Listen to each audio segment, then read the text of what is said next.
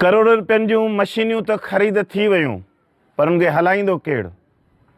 Doctor रहीम बख्श भट्टी हाज़िर थे। दादूअ जी अदालत ज़ाती हैसियत में गेम्स डायरेक्टर डॉक्टर रहीम बख्श भट्टीअ खे 7 मई ते तलब करे वरितो आहे।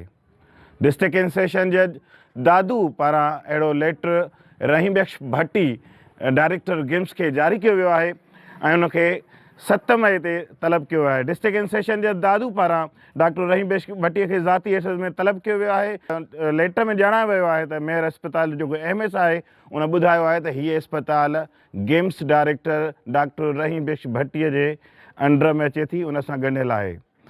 लेटर में ॿुधायो वियो आहे त एमएस ॿुधायो त अस्पताल में CT scan machine, lithotripsy, ventilator, incubator, dialysis मशीनूं मौजूदु आहिनि, मगर उनखे हलाइण लाइ को बि अमलो मुक़ररु न आहे। एमएस वधीक ॿुधायो त अमले जी मुक़ररी जो इख़्तियार जेको आहे उहो डायरेक्टर गेम्स डॉक्टर रहीम बख्श भट्टी वटि आहे, जंहिंजो इश्तिहार ऑलरेडी ॾेई चुका आहियूं। जॾहिं त दादूअ जी अदालत डॉक्टर रहीम बख्श भट्टीअ खे 7 मई ते ख़ुदि पेश थी ज़ाती हैसियत में वज़ाहत तलब कई आहे।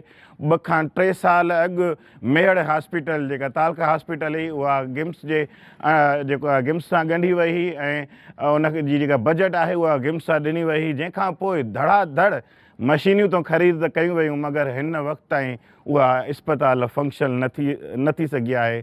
दादू जी अदालत उन मामले जो नोटिस वरितो आहे ऐं डॉक्टर रहीम बख्श भट्टी खे 7 मई ते ज़ाती हैसियत में तलब करे वरितो आहे।